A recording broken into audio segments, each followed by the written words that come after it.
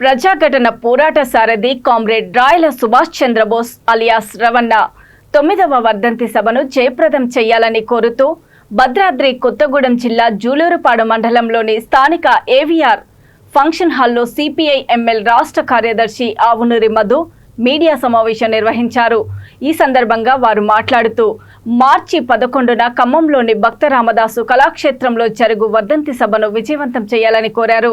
ఈ కార్యక్రమంలో CPI ML new democracy నాయకులు వల్లూజీ రమేష్, హుసేన్, లక్ష్మణ్, రవి తదితరులు పాల్గొన్నారు.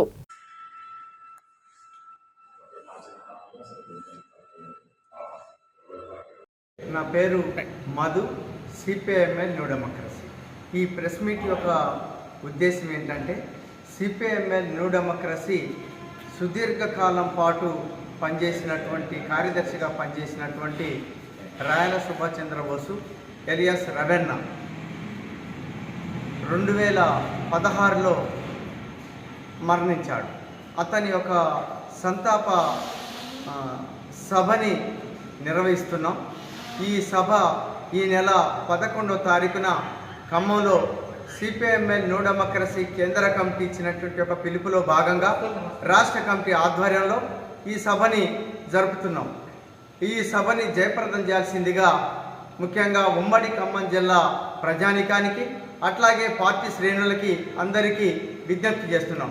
కామ్రేడ్ రవణ ఈ దోపిడీ వ్యవస్థ మారాలని చెప్పి ప్రతిఘటన పోరాట అవగాహనతోటి నక్సల్బరి పందాలో పనిచేయటం అనేటువంటిది జరిగింది.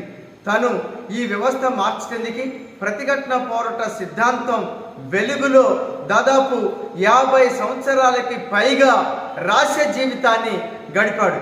ఈ వ్యవస్థ మారాలంటే సన్రపుల్లారెడ్డి గారు రూపొందించినటువంటి ప్రతిఘటన పోరాట అవగాహన ఈ పార్టీని విచ్ఛిన్నం చేసేటువంటి ఒక చర్యలకి రవణ ఉన్నప్పటి దగ్గర నుంచి పూనుకున్నారు. అయితే విప్లవకారులకి సిద్ధాంత రాజకీయ విభేదాలు తేడాలు ఉన్నంత మాత్రాన విప్లవోద్యమాన్ని చీలిక చేయొద్దు, ఐక్యంగా ఉండాలి. ఐక్యంగా ఉన్నప్పుడు మాత్రమే ఈ వ్యవస్థని మనం మార్చగలం, కూల్చగలం అని చెప్పి కామ్రేడ్ రవణ భావించాడు. తను మరణించిన తర్వాత ఈ పార్టీలో కొన్ని దుష్ట శక్తులు, విచ్ఛిన్నకారులు విప్లవోద్యమాన్ని చీలికకి గురి చేశారు. పాలక వర్గాలకి అనుకూలంగా వ్యవహరించారు. విప్లవోద్యమం సాధించిన విజయాల్ని కోల్పోయేటువంటి ఒక ప్రయత్నం వీళ్ళు చేశారు.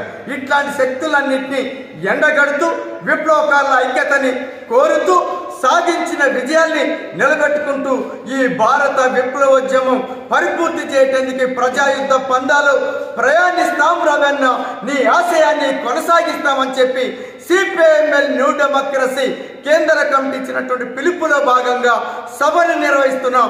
ఈ సభకి ప్రజలు, ప్రజాస్వామిక వాదులు అందరూ తరలి రావాల్సిందిగా కోరుతున్నాం.